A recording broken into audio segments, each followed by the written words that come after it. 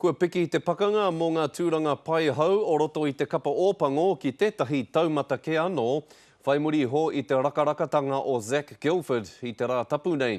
Hei tā Corey Jane rāua ko Richard Kāhui, nā te mahia Guildford, kua marama keho anō rāua, e hara i te mea kua toka o rāua tūranga ki te aroa kapa.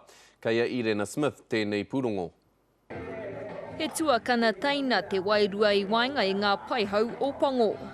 I talked to him during the week and I said, I want you to go out there and have a blinder and score lots of tries, so it makes the coaches, rethink. I tino whakatinana hia e Zach Guildford e rā whakahau. Ai nai nei kua pikia ke te whakataitai mō ngā tūranga pai hau. That's three. It keeps the guys that have played a few games, they've got to look over their shoulder because he's only one opportunity and scored 4 tries. Nā te wharanga o Den Carter me te tuku wawe I tana tuarua ki te mura o te ahi, kua noho a mā harahara nui hei hoa haere mō ngā kaiako. Engari he oranga ngākau mō rātau te ekenga o Panuku, e ngā pai hau katoa. I think it's been a characteristic of this team that as players have been under pressure and they've got an opportunity, they've generally nailed it.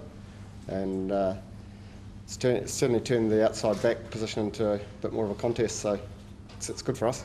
Ko oti ke ia Graham Henry te tohu ko waia na pai hau tuatahi, ara I tākoro rāua ki a wiwi.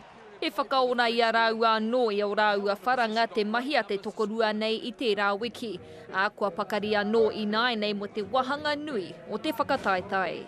I've never played in a World Cup knockout match and it's certainly a completely different ball game from those pool matches, and you live or die on Sunday night, so it will be a huge test. It's an exciting test, and it's one that we're really excited about, and just really waiting for Sunday to come around and get stuck into it, and just try to keep this tournament alive.